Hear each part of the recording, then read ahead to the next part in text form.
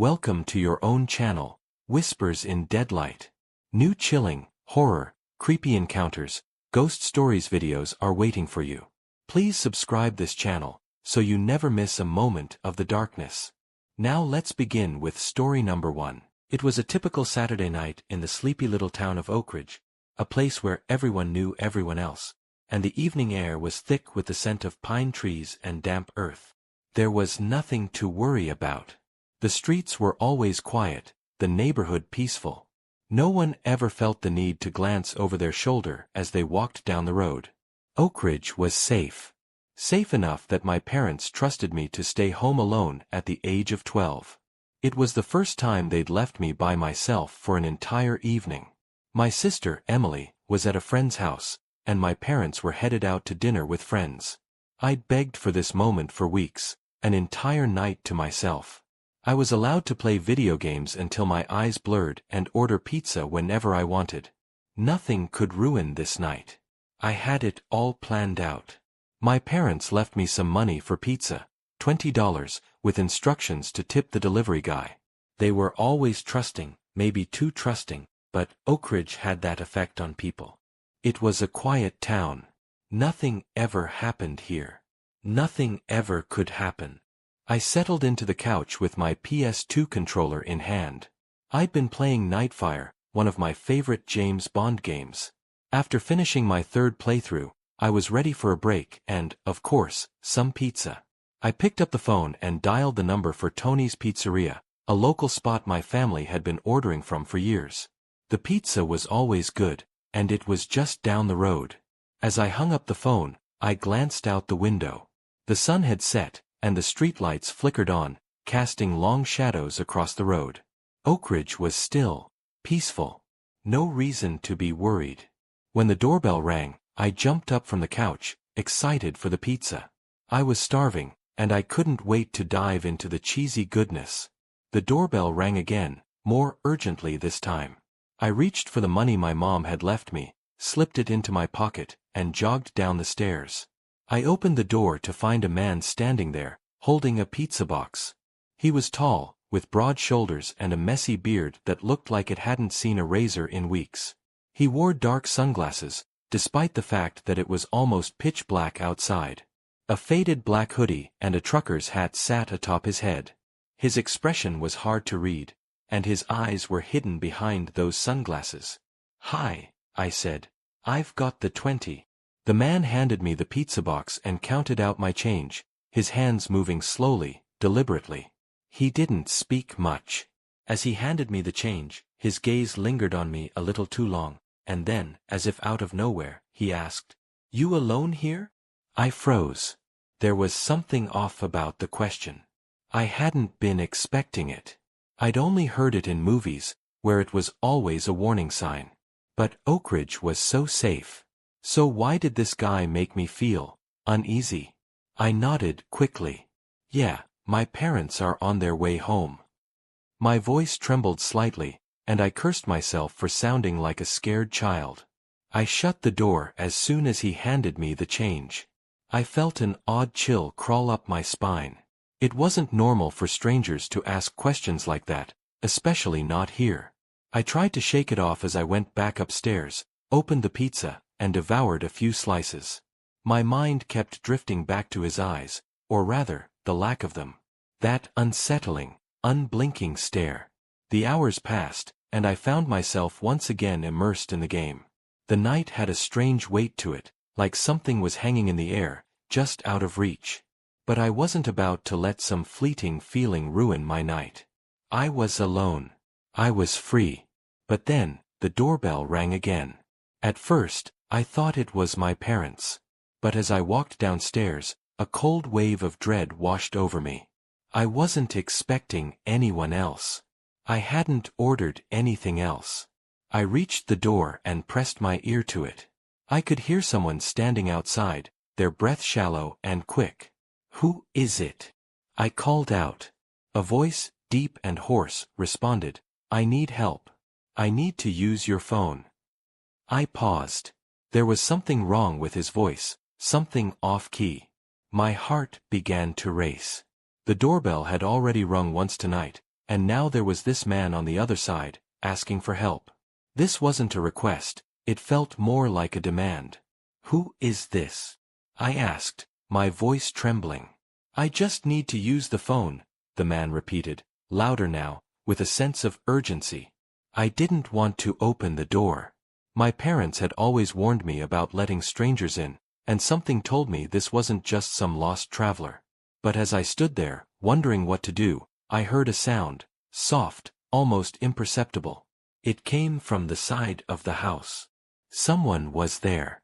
Someone was watching. A chill ran down my spine. I backed away from the door and ran upstairs, my heart pounding in my chest. I locked the bedroom door behind me and dialed my mom's number.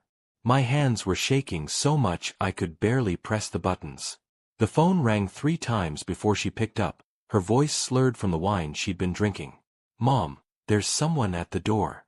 I think they're trying to get in." "What do you mean, trying to get in?" she asked, her voice sharp now, concerned. "There's a man outside. He keeps asking to come in. I don't know who he is." I heard her sigh. "Stay put, honey. Don't open the door. We'll be home soon. Call the police if you feel unsafe." I didn't want to worry her, but I knew I had to. My gut told me something wasn't right. The man hadn't left yet. I stayed on the line with my mom, my eyes glued to the bedroom door. Then, I heard it again. The creak of the gate on the side of the house. It was faint, almost inaudible, but it was there. The man was still outside. "Mom," I whispered. "He's still here. I think he's on the other side of the house." "Just stay quiet," she replied, her voice frantic now. "Stay in the room. I'm calling the police." As I waited, the house grew eerily quiet, save for the sound of my own breathing. I kept glancing at the window, half expecting to see him lurking outside. But all I could see were the dark trees in the distance, swaying gently in the wind. I was beginning to calm down when I heard it. Footsteps. They were muffled at first, then louder, more distinct. Someone was inside the house. My breath caught in my throat. I whispered into the phone, "Mom, he's inside. I hear him walking around." I heard her scream something to the police. "He's inside. Hurry up." My heart raced. I pressed myself against the floor, trying to be as silent as possible. I could hear the footsteps clearly now, moving from room to room downstairs, getting closer. They stopped for a moment, then resumed, the sound of heavy boots scraping against the floorboards. He was searching. I didn't know what for, but I could feel my pulse racing with every step he took. "Mom, what if he comes upstairs?" I whispered, my voice barely audible. She told me to stay quiet, to stay hidden. The police were on their way. I didn't move. I didn't dare make a sound. The footsteps reached the stairs. Slowly, methodically, they climbed, one by one. My chest tightened. The man was coming for me. I could hear him in the hallway, moving closer, his footsteps heavy and deliberate. He stopped right outside my bedroom door. My heart was in my throat now. I pressed myself back into the corner, as far away from the door as I could get. Then, a knock. Soft, almost gentle. But it felt like it shook the entire house. He didn't say anything. No voice. No demand. Just a knock. I held my breath. I didn't dare move. Would he hear me? Would he know I was there? The handle twisted, but the door didn't open. He tried again, harder this time, pulling at the door as if he could will it to open. Then, silence. The footsteps faded down the hall, away from my door. I stayed in that corner for what felt like an eternity. The phone pressed tightly against my ear, the voice of my mom still calm, still trying to reassure me, but I couldn't focus on her words. The sound of the door handle had felt so real, so close. It was hard to shake the feeling that he was still out there, waiting for me to make a sound. I could hear the wind picking up outside, rustling the trees and rattling the windows. The house seemed to breathe with the storm, creaking and groaning as if it too was afraid. And then, the back door opened. I heard the unmistakable sound of the sliding door opening, the soft scrape of metal on metal. The man had found a way in. I wanted to scream. I wanted to shout for help, but I stayed still, quiet. My mom's voice was just a faint whisper in the background. She kept telling me to stay put, but all I could hear was the sound of footsteps in the house. It felt like hours before the sound of footsteps changed. The man was retreating now, moving quickly, as though he knew he was about to be caught. But just as I thought he was leaving, I heard the heavy stomp of multiple boots. The police were here. There were voices, then the loud sound of someone shouting my name. "We're here. It's the police." I hesitated for a moment, but then I unlocked the door, stepping out into the hallway. The officers were already upstairs. They'd breached the house from the back. The door wasn't locked. The window had been left ajar. The police didn't have to kick the front door down. They'd found the back door wide open. The suspect had entered from there, sliding the window open like it was nothing. I told them everything: the man, the pizza delivery, the feeling that something was off. They didn't say much, but they took the information. They said they'd look into it. The next day, my parents and I went to Tony's Pizzeria. We didn't go inside right away. We waited in the parking lot, watching the door. I told them about the delivery guy, and they asked the manager if he was working that night. The manager nodded. "Yeah, that would have been Doug, but he's out on a delivery now." We waited for almost an hour. Doug never returned. We never saw Doug again. The police couldn't find him. They said he might have just quit, but something didn't sit right with me. The way he'd looked at me, the questions he'd asked, it didn't feel like a coincidence. We stopped going to Tony's Pizzeria after that. And to this day, when I'm home alone, I always check the locks twice, listen for the footsteps in the dark, and remind myself that some things aren't just coincidences. Because the pizza man? He wasn't just delivering food. He was delivering something else entirely. The summer after high school, my family decided to leave the noisy, crowded life of the city behind. My parents, having just retired, sought the kind of peace and solitude that only the wilderness could offer. They found it, deep in the dense forests of a small, isolated town in the middle of nowhere. The house was situated on a stretch of land surrounded by trees so thick that even the sunlight had trouble breaking through. No neighbors, no bustling streets, just the endless whispers of the wind and the occasional rustle of unseen creatures moving in the underbrush. The house itself was old but sturdy, with creaky floorboards and heavy wooden beams that gave it an almost ancient feel. It stood like a sentry in the midst of the trees, its dark silhouette cutting against the dimming sky. My parents were in love with the idea, and honestly, so was I, at first. It was what they'd always dreamed of, the perfect escape from the chaos of modern life. But, as time passed, I began to feel something was wrong, something I couldn't explain. It wasn't the house itself, it was the land. It felt like it was alive, breathing, watching. There was an unshakable sense of being observed, of something just out of sight. Every time I stepped outside, the trees seemed to lean closer, and the air grew heavier, like the earth itself was holding its breath. It wasn't the kind of peaceful quiet I had imagined. No, it was oppressive, like the forest was hiding something, something that didn't want us to be there. It didn't take long before I realized I wasn't the only one who felt it. My parents had started acting strange too, though they didn't admit it. My mother, usually so composed and practical, had become more distant, her eyes always searching the shadows as if expecting something to step out of them at any moment. My father, once a man of action, had grown quieter. He'd sit by the window for hours, staring into the woods, never saying a word. I knew he felt it too. But it was on one of those nights, just after dusk, when things began to spiral into something darker. My parents had gone out for dinner, leaving me home alone, a rare opportunity for me to relax. I decided to take a walk, to clear my head and maybe figure out what the hell was going on with this place. It seemed innocent enough, right? Step out into the woods for a while, walk the trails, and get some fresh air. What could go wrong? As I stepped into the trees, A strange sensation washed over me. The woods weren't just quiet, they were unnervingly silent. The kind of silence that makes your skin crawl. No birds, no rustling leaves, no movement. Just stillness. The air felt thick, like it was pressing in on me from all sides.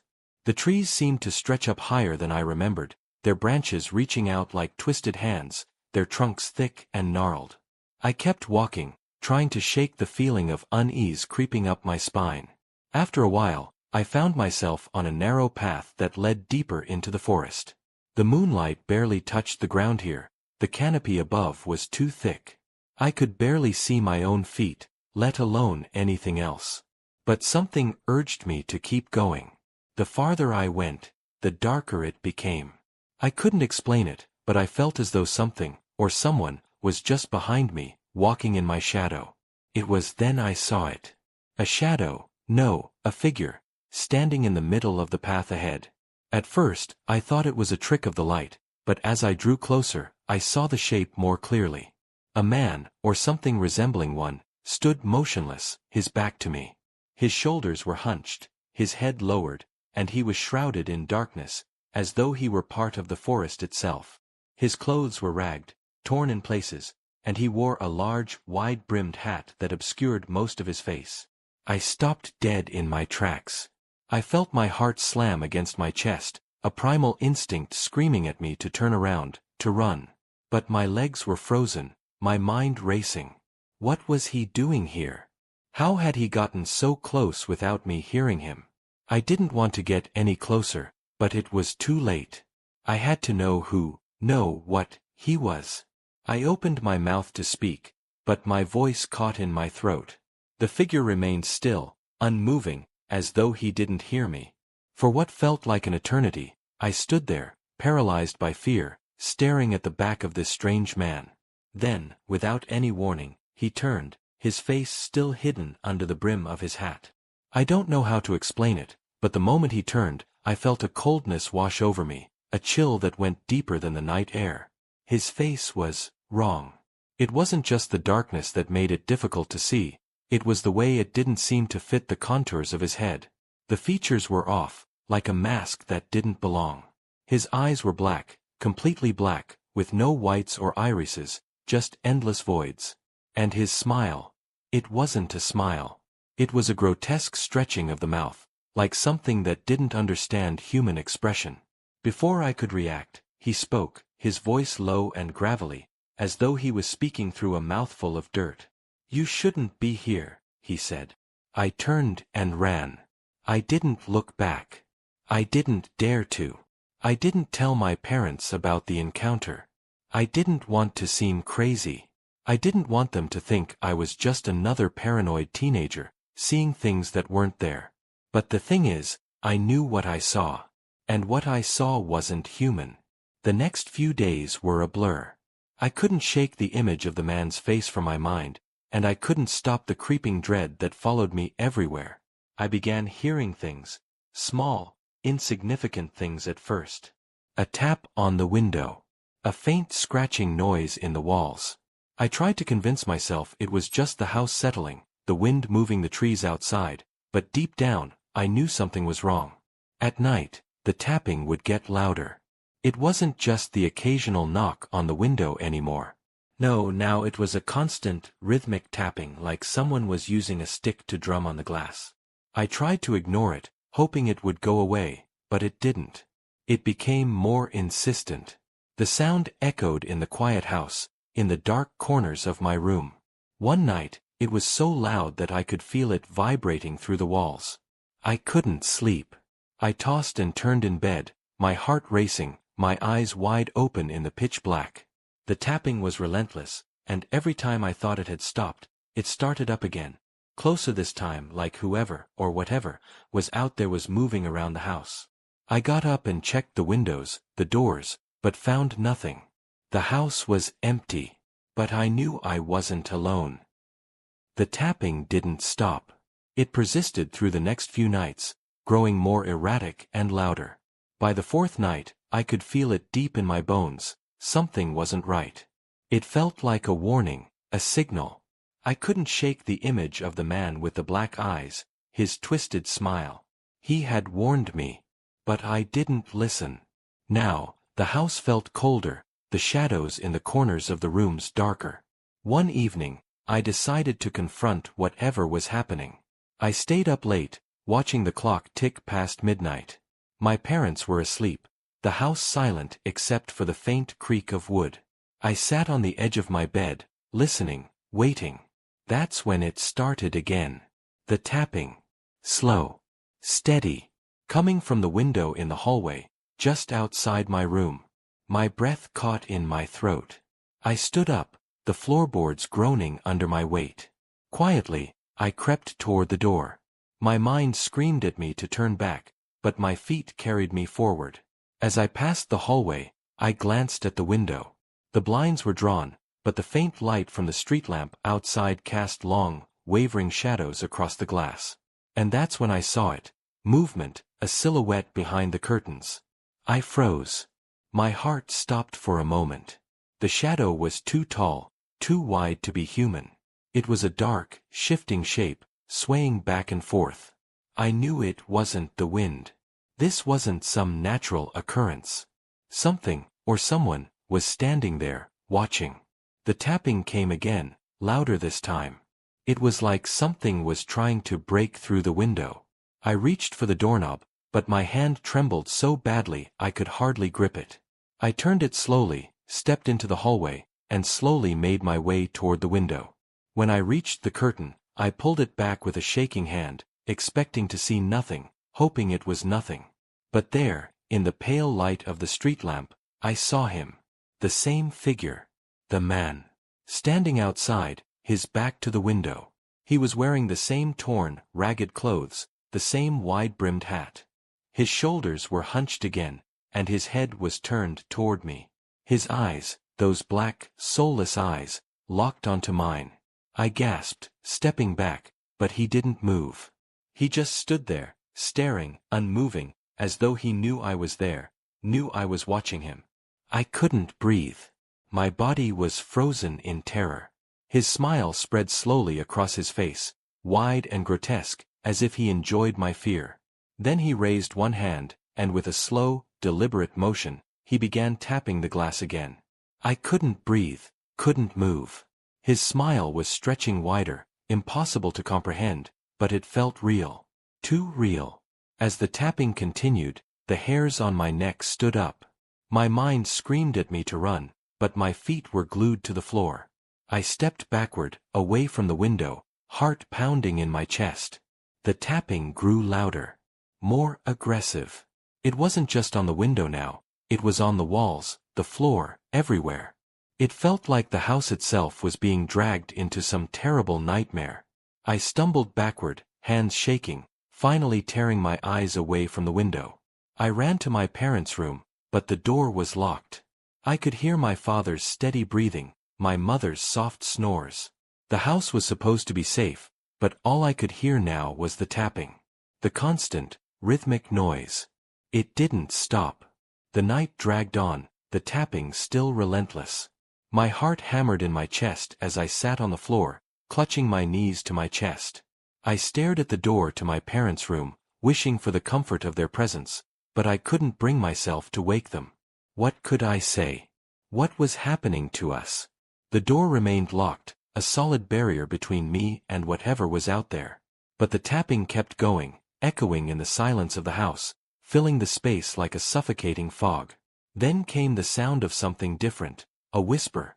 It was faint at first, almost imperceptible, like a breeze, but it grew louder. The words seemed to come from the walls, the very air around me. You shouldn't be here. I couldn't tell if it was my mind playing tricks or something darker, but the voice chilled me to the bone. I pulled the blanket tighter around myself and pressed my ear to the door. No sound, just the steady tapping, but that whisper. It lingered in my head. Days passed in a haze, the tapping becoming a permanent feature of our nights. It never stopped, never gave me any rest. The house seemed alive with it, like the walls, the floors, the very air was whispering, taunting, warning. But the voice in the walls, the one I heard that first night, never stopped either. You shouldn't be here. It came from the darkness, from the places we couldn't see. The attic. The basement. The corners of the house where the shadows lived. Every time the whisper sounded, I felt like I was being drawn into the very heart of whatever evil haunted this place. I began to question my sanity. Was I hearing things? Was it just my mind unraveling? But I knew deep down, I wasn't crazy. There was something here. Something malevolent. Winter arrived with a quiet, eerie stillness. The snow fell thick and fast, blanketing everything in a heavy layer of white. I had grown accustomed to the fear, but the tapping never stopped, nor did the whispers. But then, one morning, I saw something that made my blood run cold. I stepped outside, hoping for a moment of calm. But when I reached the porch, I saw them. Footprints. Fresh, deep in the snow, leading up to the door. My stomach dropped as I followed them, my heart thudding in my chest. They circled the house. The footprints weren't my parents. They weren't anyone I knew. They were wrong. The way they looped around the house, stopping at every window, every door, as if someone had been watching me. The person who had been tapping. The prints led off into the woods. I followed them for a short distance, but something told me not to go further. Something in the trees whispered, warning me to turn back. I didn't listen. The further I walked into the woods, the more it felt like the trees were closing in around me. The path became harder to follow, the snow deeper, the air colder. The silence was deafening, broken only by the crunch of snow beneath my feet. And then I heard it. A voice, soft at first, almost like the wind. But it wasn't the wind. It was him. The figure. The man with the wide-brimmed hat. You shouldn't have followed. I spun around, but there was no one there. Just the darkness of the trees, stretching into infinity. I turned back, but the footprints I had been following had vanished, as if they'd never been there. The snow was untouched, smooth. No trace of the man remained. But I knew he was still out there. That night, the tapping returned. But this time, it wasn't just on the windows or the walls. It was everywhere. It was coming from the floor, the ceiling, the very air around me. The house was vibrating with it, like it was alive. The whispers returned too, and this time, they weren't just words. They were promises. You shouldn't have come here. The voice grew louder, until it felt like it was coming from inside my head. I covered my ears, trying to block it out, but it was no use. It was as though the house was speaking to me, warning me, mocking me. I ran to my parents' room again, but this time, the door wouldn't open. It was locked from the inside. I could hear my father's soft snoring, but nothing else. The whispers continued, relentless, growing louder by the second. The morning came, but the house felt different. The shadows were darker, heavier. It was as though the night had seeped into everything, leaving a lingering sense of dread. I knew something was coming, something I couldn't stop. I decided to leave, to get away from the house and the woods, but as I stepped outside, I saw him again. The man with the black eyes, standing at the edge of the woods, just beyond the snow. You should have listened, he said, his voice cold and hollow. You can't leave now. The ground beneath me shook, and the world seemed to tilt. My legs felt weak, my mind swimming with panic. But then I heard something that froze me completely. A voice, from inside the house. My mother. Don't go. I ran back inside, my heart hammering in my chest. My mother's voice had come from the living room, but when I reached it, the room was empty. I called for her, my voice cracking, but there was no answer. The whispers were louder now, and the tapping had become deafening. It was like the house was shaking, the walls closing in. I felt like I was suffocating. And then, I saw it. The shadow, standing in the doorway. The man, grinning that twisted grin, his black eyes staring straight at me. You're not leaving. I backed away, my legs trembling, but the shadow moved toward me, faster than I could react. My heart was in my throat as I reached for the door. But it wouldn't open. The door was locked. The man was closer now, his breath cold on my neck. I turned and faced him, my eyes wide with terror. "You're trapped," he whispered, his voice low and menacing. "This is your home now." The room went dark. The last thing I heard before everything went silent was the sound of tapping, louder than ever before, coming from all around me. And then, nothing. The summer of 2018 felt different. We had just finished our second year of college, and the pressure was starting to show. The classes, the assignments, the late nights in the library, it was all wearing us down. That's when Sam, our unofficial leader, suggested we take a break. A real one. Not just the usual weekend getaway, but something far more remote. Something where we could truly forget about the chaos of our lives. We need isolation. No distractions. Just us, Sam had said over our group chat, always the one with the wild ideas. The plan was simple: rent a cabin, a place far enough away that we could forget about the world. We found it through an obscure listing online. A small wooden cabin in the Appalachian Mountains, off the beaten path. The price was too good to ignore. The photos were stunning, a rustic retreat surrounded by tall pines, with a large wraparound porch that promised picturesque views of the mountains. The owner's message was short but cryptic. "It's secluded. It's peaceful. But don't go wandering into the hollow. You'll find old things back there, things you don't want to see." We laughed it off. It felt like a typical spooky story from a local mountain man trying to add charm to his property listing. The five of us, me, Sam, Danny, Emma, and Rachel, booked it immediately. We were all looking forward to this escape. We packed up the car with bags of snacks, alcohol, and all the supplies we thought we'd need for the perfect weekend getaway. No phones, no emails, just pure freedom. The drive to the cabin took much longer than we expected. The further we got into the mountains, the fewer signs of civilization there were. The roads narrowed to little more than gravel paths, barely wide enough for one car. The trees closed in around us like the walls of an ancient cathedral, and the air grew thick with silence. No chirping of birds, no rustling of leaves, just a deep, unsettling quiet that seemed to seep into our bones. We didn't talk much as we drove. The trees were so thick that the sunlight barely broke through, casting an eerie twilight over everything.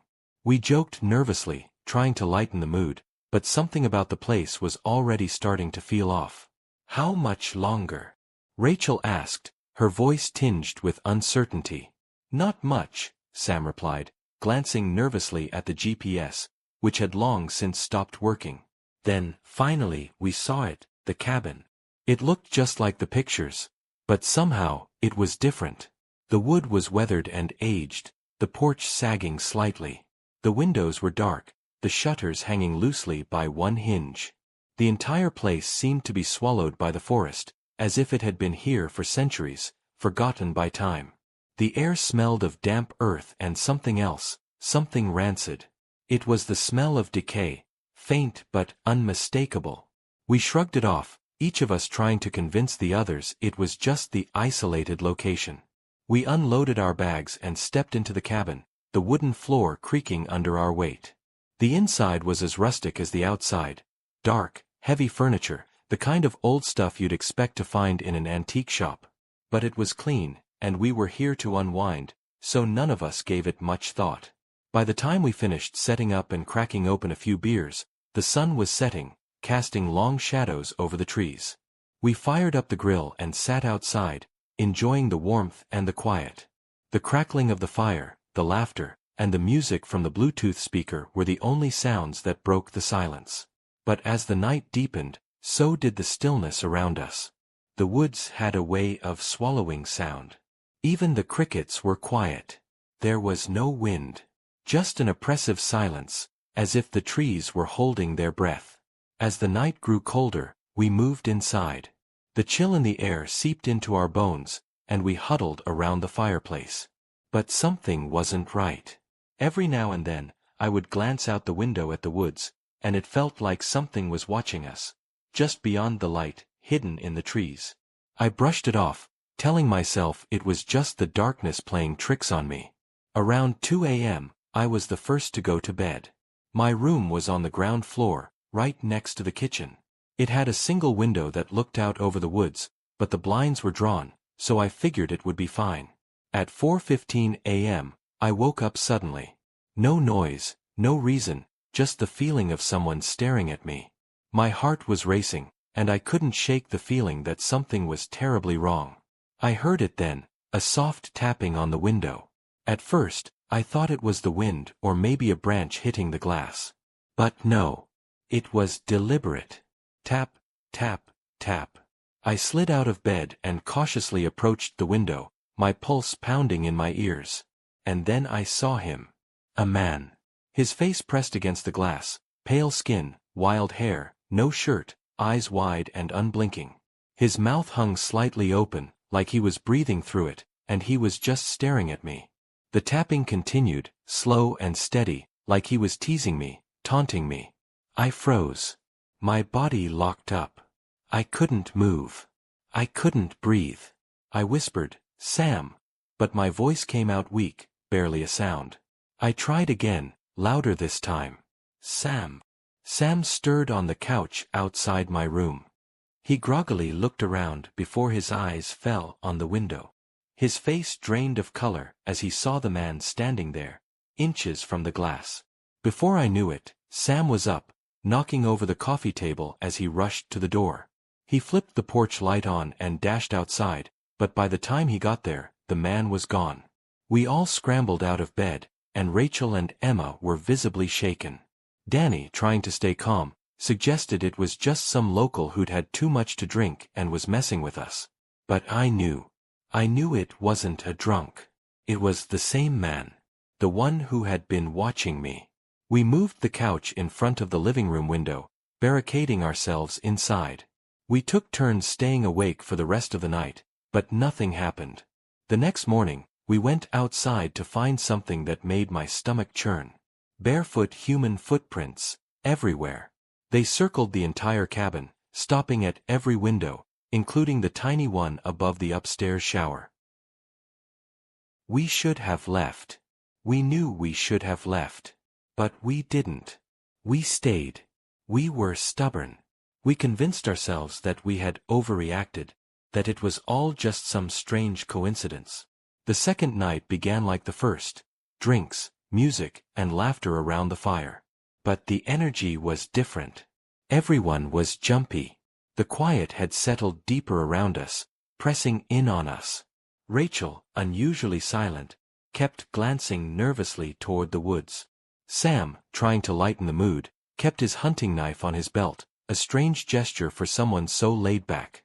When we finally retreated inside, the oppressive stillness followed us. The air felt thicker, colder. Every sound seemed amplified, every creak of the house too loud.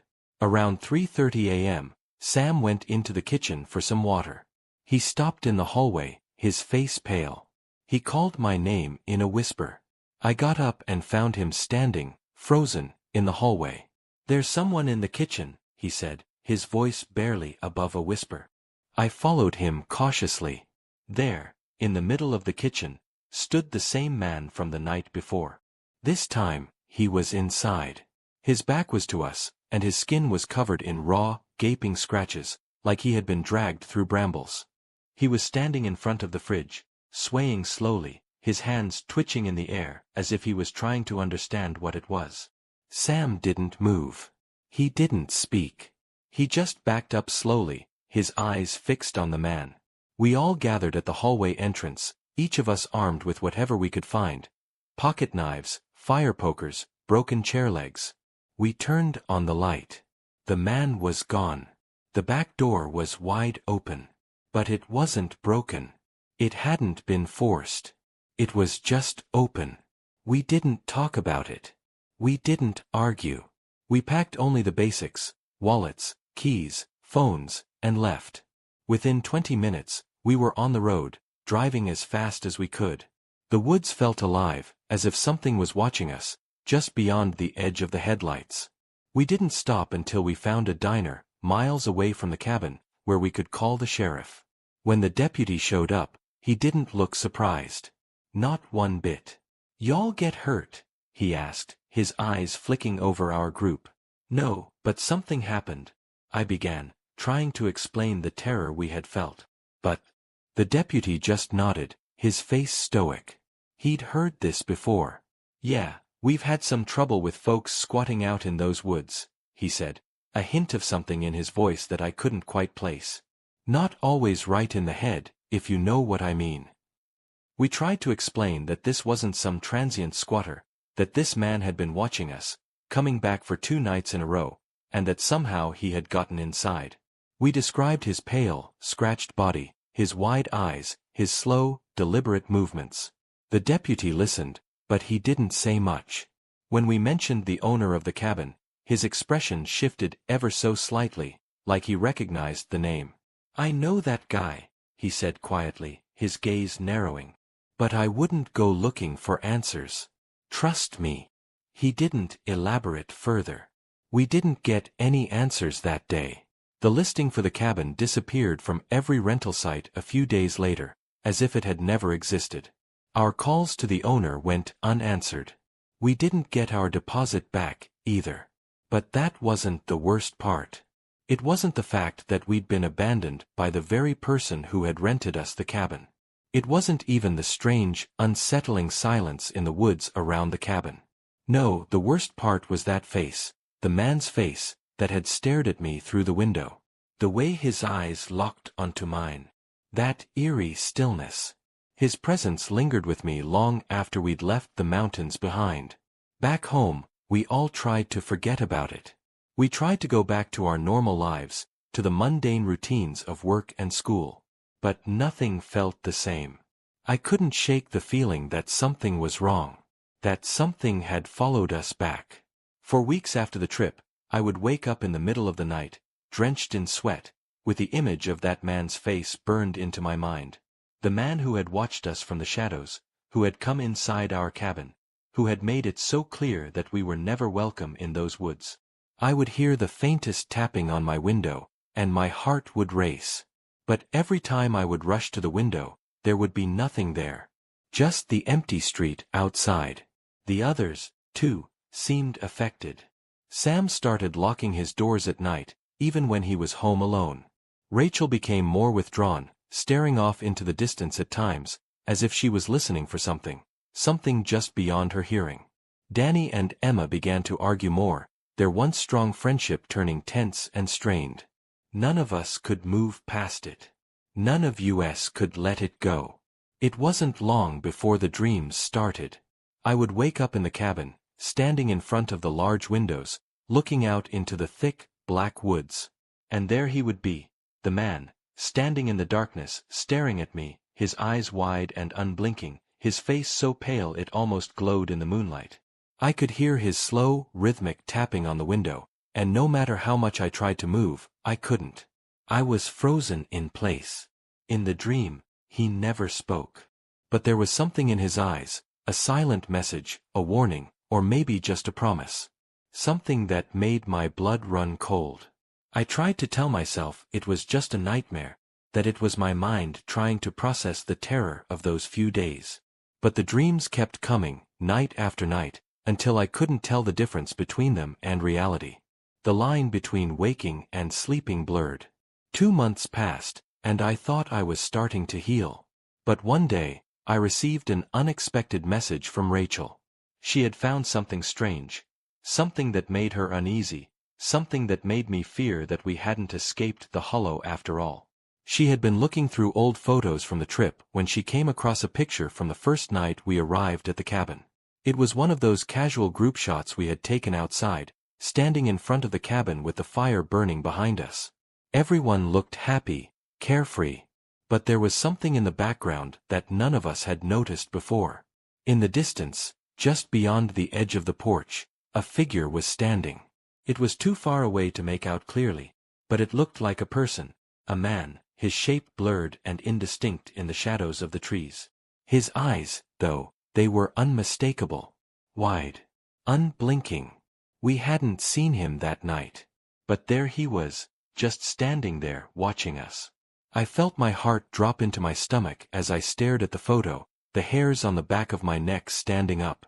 We had never been alone at that cabin. Not really. Not once.